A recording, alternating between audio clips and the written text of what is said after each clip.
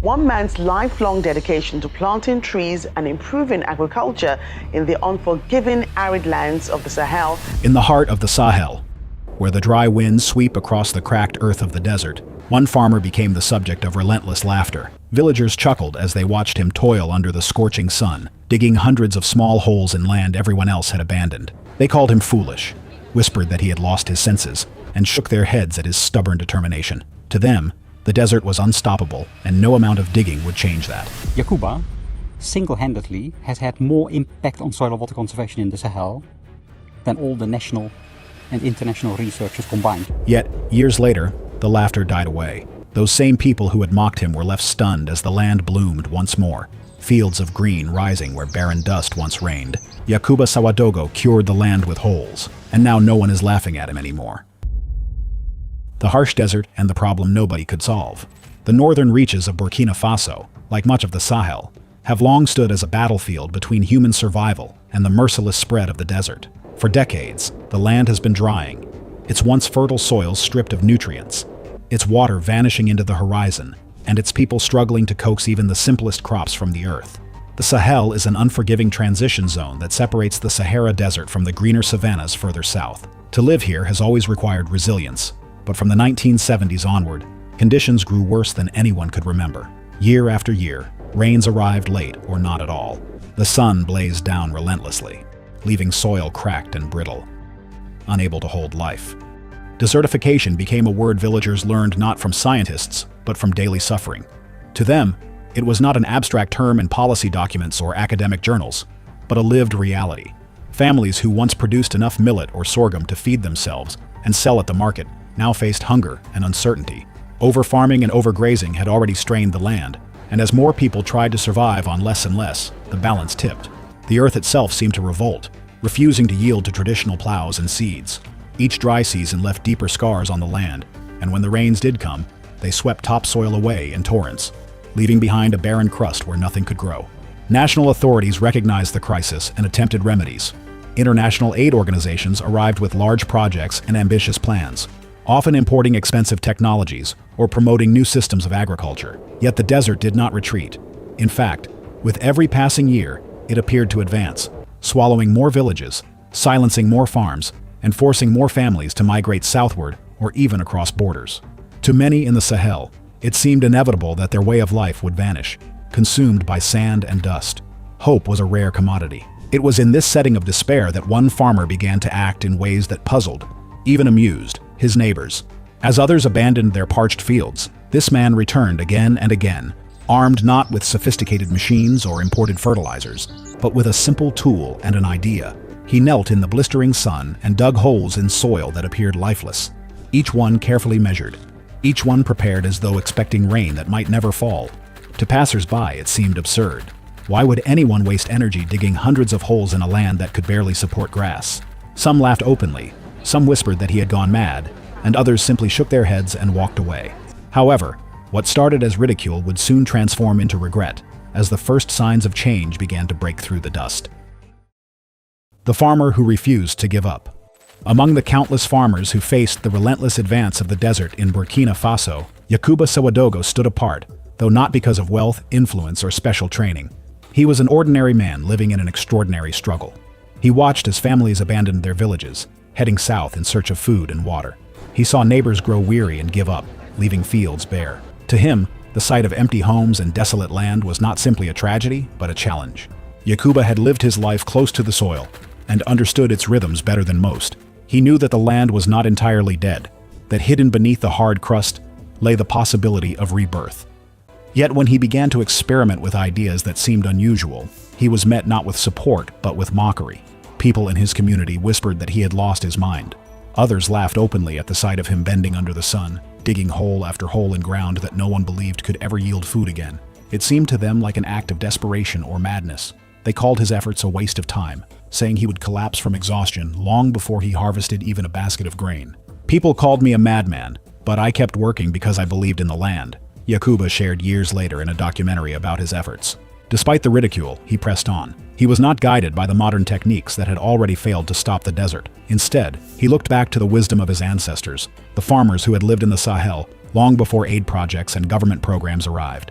He studied old practices that had been pushed aside in favor of modern solutions, and in those traditions, he found inspiration. His decision to rely on traditional methods was not nostalgic but practical. He believed the answers to the crisis lay not in foreign machines or expensive chemical fertilizers, but in practices that respected the environment and worked with it rather than against it. The ridicule only made his resolve stronger. Every insult he heard from neighbors reinforced his conviction that he had to continue. When others pointed to his barren fields as proof that he was wasting his energy, he pointed to the possibility of life returning. He understood something that few could see. Success would not come quickly. It would take years of persistence before the land revealed its secrets. And so he rose early, worked late, and allowed laughter to wash over him without stopping his hands from digging. Yakuba's family felt the burden of his unusual choices. They too endured the stares and whispers of neighbors. Some were embarrassed by his determination to follow a path no one else believed in. But over time, even his family began to notice his quiet confidence. He did not waver in his purpose, and that steadiness became a shield against doubt. What looked like madness to outsiders began to feel like conviction to those closest to him. His work was more than an attempt to save his own fields. Yakuba understood that if he could restore his land, he might inspire others to do the same. In his mind, the fight against desertification was not only about survival but also about dignity. To stand and fight rather than abandon the soil was an act of courage. He wanted to prove that the desert was not a force of fate, but an opponent that could be challenged with persistence and ingenuity. The laughter of his neighbors continued for years. Each new season brought more whispers that he was wasting his strength. Yet within the holes he dug lay the beginnings of an idea that would one day change not only his village, but also the world's understanding of how to resist the desert. What began as a lonely battle, ridiculed by many, was about to grow into a story of resilience that no one could ignore. The strange holes in the ground.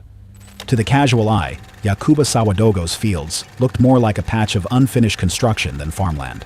Across the dry crust of the Sahel soil, hundreds of shallow holes dotted the earth in neat rows. Say the forest that he has created, which is so diverse, and which shows that out of nothing it is possible to create a large biodiversity. In the early years, when little sprouted from them, the ridicule he faced grew louder. Neighbors muttered that his labor was meaningless.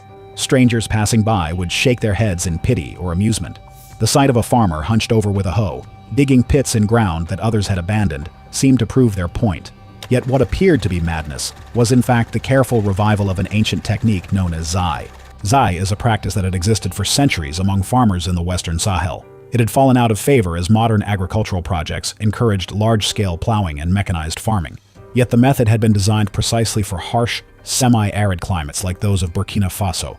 Yakuba revived it because he understood that his environment demanded patience and intimate knowledge rather than quick solutions. Each pit he dug measured between 15 and 50 centimeters across and up to 15 centimeters deep. These small depressions were not random. They were designed to capture scarce rainfall, to hold it in place instead of letting it rush away in torrents that stripped the land of its thin topsoil. In effect, every hole became a miniature reservoir, protecting water from the desert sun long enough for it to seep down into the soil. But water alone was not enough. Into each hole, Yakuba placed compost, manure, or organic matter gathered from around his farm. Termites, often considered pests, became his allies. Drawn to the organic material, they burrowed through the hardened earth, breaking it up and creating networks of tunnels that improved the soil's structure and ability to absorb moisture. What neighbors dismissed as piles of dung and empty holes was in fact a natural fertilizer system that replenished nutrients the land had lost after decades of overuse. In time, the barren ground began to loosen, darken, and breathe again. The zai pits were labor-intensive. Digging hundreds of them under the relentless Sahel sun was exhausting work, requiring persistence that few were willing to attempt. That was one of the reasons his neighbors mocked him. To them, the cost of labor seemed too high compared to the uncertain rewards. They preferred to wait for outside aid or move to more fertile areas. Yakuba, however, saw each pit as an investment. Though the work was slow, he believed the results would multiply.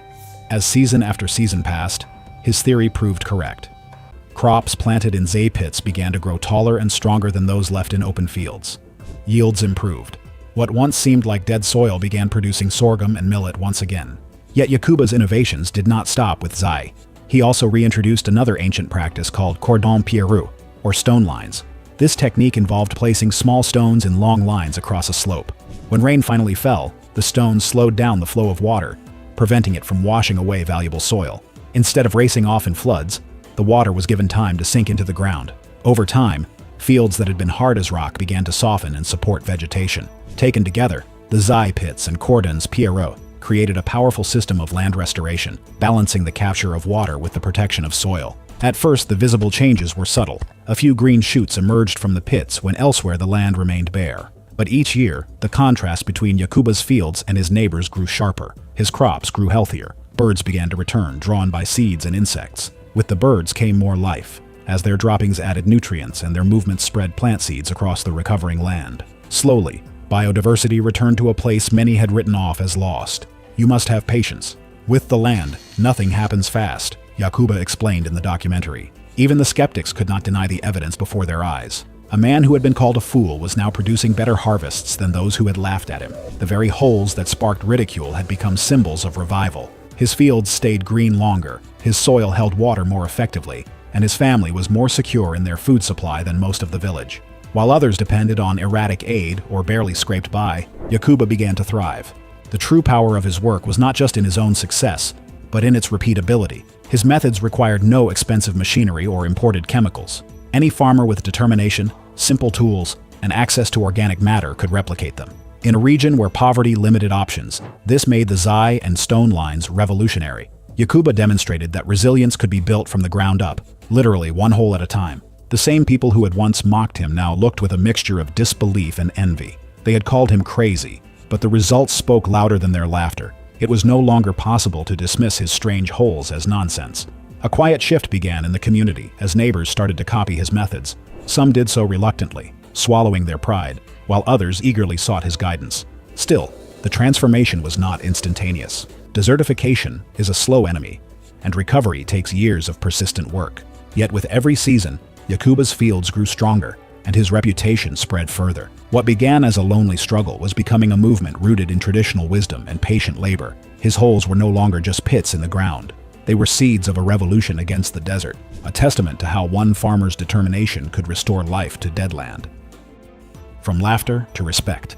For years, the holes in Yakuba Sawadogo's fields had been the subject of jokes and whispers. People laughed at the idea that scooping pits into lifeless earth could reverse decades of drought and neglect. But as the seasons turned, the laughter began to fade. What had once seemed like foolish labor slowly transformed into undeniable proof that the land was not lost forever. His pits, carefully tended and nourished, yielded crops in greater numbers than anyone else's around him. While neighboring farms remained bare or produced weak harvests, his fields offered tall stalks of millet and sorghum, swaying against the dry Sahel wind. Neighbors who had once mocked him now walked past his fields in silence. Some stared in disbelief, others asked careful questions, and a few asked for guidance. The same people who had shaken their heads at his madness now recognized his vision. Slowly, the narrative shifted. He was no longer the village fool, but a man who had dared to defy the desert. His determination had bought him a new kind of respect, though not everyone admitted it openly at first. In communities across the Sahel, survival depends on cooperation and shared knowledge. Yakuba understood this deeply.